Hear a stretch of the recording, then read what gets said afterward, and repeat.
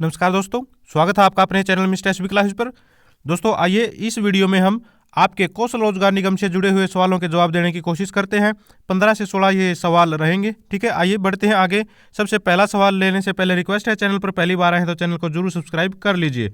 देखिए, सवाल आया है हरमिंदर कौर जी का। मेरा ज्वाइनिंग लेटर आ चुका है क्लर्क पोस्ट के लिए, पर डिपार्टमेंट SETC मांग रहे हैं।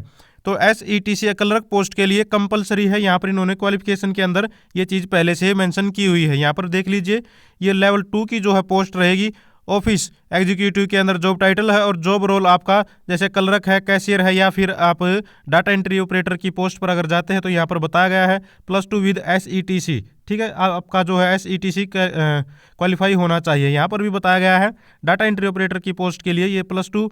ठीक है, कम से कम 1 साल का आपका डिप्लोमा होना चाहिए कंप्यूटर साइंस, और SETC जो टेस्ट क्वालिफाई होना चाहिए जो हार्ट्रॉन लेता है। ठीक है, यहाँ पर ये पहले से ही मेंशन है, तो इसमें कोई भी दो राय नहीं है कि आपकी वो डिपार्टमेंट इसकी मांग करेगा आपसे। इसके बाद नेक्स्ट ले लेते हैं। परव जी पूछ रहे हैं पॉलिसी 1 में कौन से और पॉलिसी 2 में कौन कौन से कर्मचारी आते हैं। तो परव जी, हम इस विषय पर कंप्लीट वीडियो आप लोगों के लिए बना चुके हैं। इसमें डिफरेंस भी बता चुके हैं भाई कौन कौन से जो है कर्मचारी पॉलिसी 1 के अंदर आते हैं, पॉलिसी 2 के अंदर आते हैं, और अंतर क्या होता है पॉलिसी 1 में और पॉलिसी 2 में, आउटसोर्सिंग पॉलिसी 1 और 2। नेक्स्ट ले लेते हैं।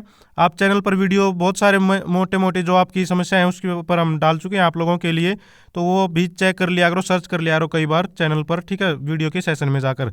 उसके बाद दीपिका शर्मा जी पूछ रहे हैं सक्षम वाले कौशल विकास का जो फॉर्म कब भर सकते हैं। तो बताओ सर जी। तो यहाँ पर बता देते हैं दीपिका शर्मा जी, अब तक कोई ऑफिशियल नोटिफिकेशन नहीं आया है। जब तक कि कोई भी ऑफिशियल नोटिफिकेशन नहीं आता है, कोई भी अच्छे से कंफर्मेशन नहीं होती है, तो कुछ भी कहना ठीक नहीं है। बहुत सारे साथी लगातार हर रोज़ कमेंट्स करते हैं, लेकिन एक सवाल तो लेना बनता ही है। तो अभी तक थोड़ा सा इंतज़ार करें। कोई भी इस तरह का अगर बात आती है निकल कर, तो सबसे पहले आप लोगों को हमारे चैनल पर मिल जाएगी। इसके बाद ले लेते हैं सत्यजानी जी पूछ रहे हैं सर, क्या जिस डिपो में का जो एक्सपीरियंस है उसी में ज्वाइनिंग दे रहे हैं।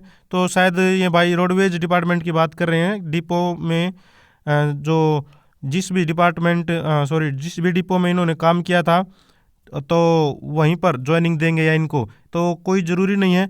बस इस बात पर डिपेंड करता है, अगर बाई चांस अगर मान लीजिए आप अगर ड्राइवर हो, तो ड्राइवर तो किसी भी डिपार्टमेंट में, बहुत सारे डिपार्टमेंटों में होते हैं, ड्राइवर को किसी भी डिपार्टमेंट में भेज सकते हैं, ड्राइवर का आपके पास एक्सपीरियंस है। लेकिन अगर जैसे कंडक्टर की अगर आप लोगों के पास एक्सपीरियंस है, तो कंडक्टर तो रोडवेज में ही मोस्टली होते हैं, तो वहाँ पर ही आप लोगों को काम मिलेगा। तो ये अंतर है, उसी डिपो में आएगा या दूसरे में आएगा, इस पर कोई भी ये फिक्स नहीं है, किसी में भी भेज सकते हैं आप लोगों को। ठीक है, इसके बाद नेक्स्ट ले लेते हैं। विनोद जी पूछ रहे हैं हेलो सर, मैंने प्राइवेट कंपनी में काम किया है, उसमें ESI और EPF भी कटता था।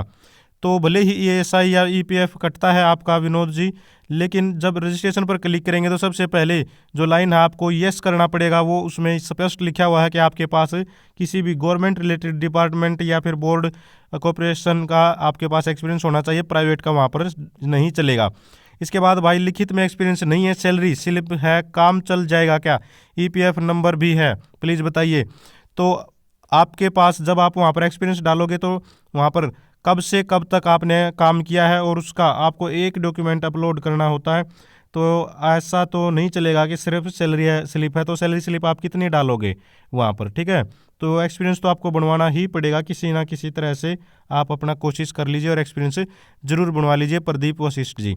नेक्स्ट ले लेते हैं, ये है निशांत जी पूछ रहे हैं भाई हरियाणा कौशल रोजगार निगम में लास्ट कितनी एज वाले अप्लाई कर सकते हैं।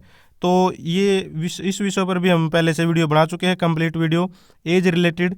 ठीक है, कब तक उसमें काम कर सकते हैं और कि जितने एज तक काम कर सकते हैं उससे पहले पहले आप लोग अप्लाई कर सकते हैं। इसमें कोई ज़्यादा बड़ी बात नहीं है, कहाँ तक मतलब एक्सपीरियंस वाला जो गवर्नमेंट डिपार्टमेंट का पहले से है, कई इसमें थोड़ी 2-3 चीज़ें हैं, इस पर वीडियो विस्तार से डाली गई है चैनल पर। परविंदर जी पूछ रहे हैं सर जी, हमने हेल्थ डिपार्टमेंट आउटसोर्सिंग में हूँ और हमारे जो फैमिली आईडी में था, तो पहले इनकी फैमिली आईडी में था लेबर। ठीक है, अब इन्होंने करवा दिया है चेंज करवा कर इंडस्ट्रियल लेबर। तो क्या इसमें कौशल रोजगार निगम में आएंगे जी। तो कौशल रोजगार निगम में आने के लिए आपका जो ऑक्यूपेशन है वो होना चाहिए स्टेट गवर्नमेंट PSU आउटसोर्सिंग, ठीक है, एम्प्लॉयज़, इस तरह का जो है ऑक्यूपेशन में ऑप्शन होता है। State government PSU outsourcing employees या कॉन्ट्रैक्चुअल एम्प्लॉय होता है, ठीक है।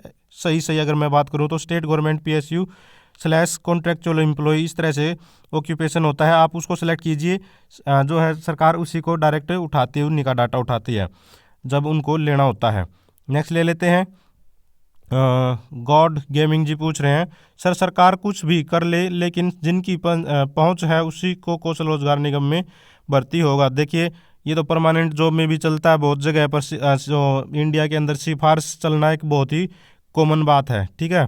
और हर जगह ये चीज़ें चलती हैं, कहीं ना कहीं आप ये मान लीजिए कि यहाँ पर भी हो सकता है ये चीज़ें चलें। फिर भी ज़रूरी नहीं है कि 100% वही चीज़ें चलें, कुछ ना कुछ तो भाई मेरिट के बेस पर भी लगते हैं और कुछ सिफारिशी भी होते हैं, सरकार के अपने आदमी भी होते हैं, हर जगह ये चीज़ें होती हैं। आप इसमें लेकिन फ्री नहीं बैठ सकते ये सब सोचकर या फिर ये सब कहकर आप अपने हाथ खड़े नहीं कर सकते कि हम तो अब कुछ करेंगे ही नहीं, हम कोशिश ही नहीं करना चाहते। नेक्स्ट ले लेते हैं।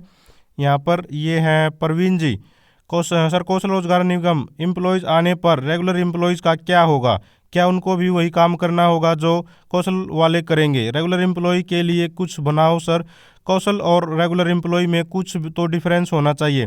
देखिए अगर एक पोस्ट है, मान लीजिए मैंने आप लोगों को उदाहरण भी दिया था, अगर कोई एक पोस्ट है क्लर्क की और दूसरा क्लर्क आ रहा है आपके पास, ठीक है, तो पोस्ट काम तो दोनों का एक ही रहेगा, इसमें अंतर तो क्या किया जा सकता है। अगर माली है और दूसरा माली आ गया तो काम तो एक ही रहेगा, ठीक है। बस थोड़ा सा ये अंतर तो, एक अंतर तो आप लोगों को वहाँ पर महसूस होगा, आप कच्चे हो और वो पक्का है, तो भाई देखो दोनों के व्यवहार में अंतर वहाँ पर ज़रूर मिलेगा आपको। आदमी आदमी पर डिपेंड करता है, लेकिन काम आप चेंज नहीं कर सकते, वो आपकी डिपार्टमेंट के हेड पर जो है डिपेंड करता है। डिपार्टमेंट का जो हेड है वो किस तरह से काम लेता है आपसे और उनसे, तो अंतर तो नहीं हो सकता काम में, ठीक है।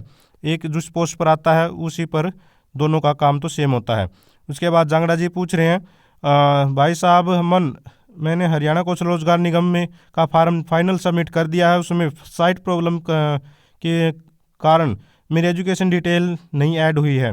अगर आपने फाइनल सबमिट कर दिया है तो उसमें कुछ भी नहीं हो सकता है। फाइनल सबमिट करने के बाद एक फार्म में, उसी फार्म में कुछ भी नहीं हो सकता है, अब कुछ भी नहीं कर सकते। एडिटिंग का अभी तक कोई भी ऐसा ऑप्शन नहीं दिया गया। फाइनल सबमिट से पहले आप लोग उसमें कुछ कर सकते हैं, लेकिन सबमिट के बाद नहीं किया जा सकता सर। तो नेक्स्ट ले लेते हैं। मनी नरवाल जी बता रहे हैं कि इनका भी एक्सपीरियंस लेटर आ चुका है, ठीक है, लेकिन इनके पास जहाँ पर ये पहले काम करते वहाँ से भी बुलावा आ गया है, तो ये कन्फ्यूज है क्या करें क्या नहीं करें। इनका जवाब हमने दे दिया था, लेकिन इनको ले लिया हमने सवाल, क्योंकि इनका भी ज्वाइनिंग लेटर आ गया है। लगातार ज्वाइनिंग लेटर भी आ रहे हैं बहुत सारे साथियों के। अब मनी नरवाल जी बता सकते हैं इनकी कितनी सिफारिश है कितनी नहीं है। इसके बाद दीपक परमार जी पूछ रहे हैं, ब्रो मेरी फैमिली आईडी में इनकम 70,000 है, क्या मेरा भी कार्ड बन जाएगा? तो जो अंत्योदय मुख्यमंत्री अंत्योदय परिवार योजना है उसमें 1 लाख से नीचे की इनकम वालों को लिया जाता है, तो उसी के लिए शायद ये पूछ रहे हैं। तो 70,000 में आप अंत्योदय योजना में आ जाएंगे, कोई दिक्कत नहीं है। हालांकि सबसे पहले उनको लिया जाता है जो 1 लाख में भी सबसे नीचे है, 20,000, 30,000, 40,000, 50,000, 60,000, इस तरह से, ठीक है। तो 70,000 1 लाख के आसपास है, तो 1 लाख से नीचे आपका आ जाएगा इसमें। राजा रानी जी पूछ रहे हैं, परिवार से अलग फैमिली आईडी कैसे बनवाएं? राजा रानी जी, परिवार से अलग फैमिली आईडी बंद तो जाती है, लेकिन फिलहाल के लिए बंद है, काफ़ी दिनों से ये बंद है। आप उसमें से उन मेंबर को डिलीट करवा सकते हैं, ठीक है। और उसके लिए आप लोगों के यहाँ पहले तो अपना जो है अप्लाई करना पड़ेगा, रिक्वेस्ट डालनी पड़ेगी। फिर अगर रिक्वेस्ट बाई चांस एक्सेप्ट नहीं होती है तो आपको अपने ज़िले के एडीसी ऑफिस में जाना पड़ेगा। फैमिली आईडी का जो कंप्लीट कंट्रोल है डिस्ट्रिक्ट लेवल पर वो एडीसी ऑफिस में होता है सभी ज़िलों के, वहीं से आपका काम हो सकता है। लेकिन फिलहाल ये चल नहीं रहा है ये काम, ठीक है, ये काम चल नहीं रहा है, इसलिए आप अभी तो चक्कर न लगाए, परेशान हो जाओगे। लेकिन तरीका यही है, आप रिक्वेस्ट डालिए डिलीट करने का मेंबर, ठीक है, और वहाँ पर जाकर अपना हटवा दीजिए। अगर वो ध्यान ना दे तो आपको जाना है, वरना हट जाए तो अच्छी बात है। उसके बाद इनकी नई फैमिली आईडी बनवा दीजिएगा। इसके बाद नेक्स्ट ले लेते हैं। आल मिक्स जी पूछ रहे हैं, पार्ट 2 वाले को कोई निकाल सकता है? क्लियर करो जी। तो पार्ट 2 आउटसोर्सिंग पार्ट 2 के तहत अगर कोई कर्मचारी लगा हो उसको निकालने का प्रोसीजर है। हो सकता है आपका डिपार्टमेंट हेड किसी भी कारण से आपको निकाल दे, कोई भी एलिगेशन कुछ भी बोलकर आपके ऊपर कोई भी दबाव लगा सकता है कि भाई ये काम नहीं करता या फिर हम संतुष्ट नहीं है। या फिर अगर वहाँ पर रेगुलर कर्मचारी आ जाता है तो बिल्कुल आसानी से उसको निकाला जा सकता है, पार्ट 2 वाले को भी। पार्ट 1 वाले को तो भी मतलब निकाल ही सकते हैं, इसमें कोई भी वो नहीं है, वही नहीं निकाल सकते इसमें, ठीक है, ऐसी कोई बात नहीं है। तो जुबैर जी पूछ रहे हैं सर ज्वाइनिंग मैसेज तो अब तक आए नहीं है, कम से कम 1.5 महीना हो गया है मेरे को रजिस्ट्रेशन करे हुए, तो 1.5 महीना हो जाए चाहे 2 महीना हो जाए सर, इसका कोई भी मतलब टाइम फिक्स नहीं है कब आपका ज्वाइनिंग लेटर आएगा। जब आप शॉर्ट लिस्ट हो जाओगे, शॉर्ट लिस्ट होने के बाद आपका ज्वाइनिंग लेटर आएगा। नेक्स्ट ले लेते हैं। उसके बाद सतबीर सिंह जी पूछ रहे हैं श्रीमान जी डिपार्टमेंट क्यों हरियाणा कौशल रोजगार निगम को डिमांड भेजेगा, वह तो अपने चहेतों को एडजस्ट करने में लगे हैं। तो चहेते तो एडजस्ट हर जगह ही होते हैं सर, हर डिपार्टमेंट में होते हैं, यहाँ भी होंगे, इतना तो पक्का मान लीजिए 100% सही तो कहीं पर भी कुछ चीज़ें नहीं होती हैं।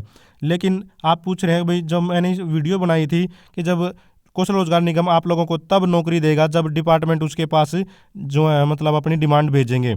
तो एक स्टैंडर्ड प्रोसीजर होता है भाई, सरकार ने बोल दिया कि जब हम आउटसोर्सिंग कर्मचारी या किसी भी डिपार्टमेंट में लेंगे तो वो डायरेक्ट नहीं ले सकता, आपको कौशल रोजगार निगम के पास डिमांड भेजनी पड़ेगी। तो एक स्टैंडर्ड प्रोसीजर बना दिया है, तो जो है उसको डिपार्टमेंट को उसको फॉलो करना पड़ेगा, डिपार्टमेंट उसी के थ्रू ले सकता है अपना जो है कर्मचारी को, तो भेजना उनकी मजबूरी हो जाएगी। ऐसा कोई बात नहीं है कि 100% गलत नहीं होने जा रही हैं चीज़ें, कुछ ना कुछ उसमें सही भी होती हैं। तो ये मेरे ख्याल से 15 या 16 मुख्य आप लोगों के सवालों के जवाब थे दोस्तों कौशल रोजगार निगम से जुड़े हुए। अगर आप भी चाहते हैं हरियाणा में एजुकेशन से रिलेटेड कच्चे कर्मचारियों से जुड़ी हुई, कौशल रोजगार निगम से जुड़ी हुई सभी प्रकार की जानकारी से मैं पर पाना, तो चैनल को जरूर सब्सक्राइब करें, वीडियो को लाइक करें, दोस्तों के साथ शेयर करें। Thank you very much.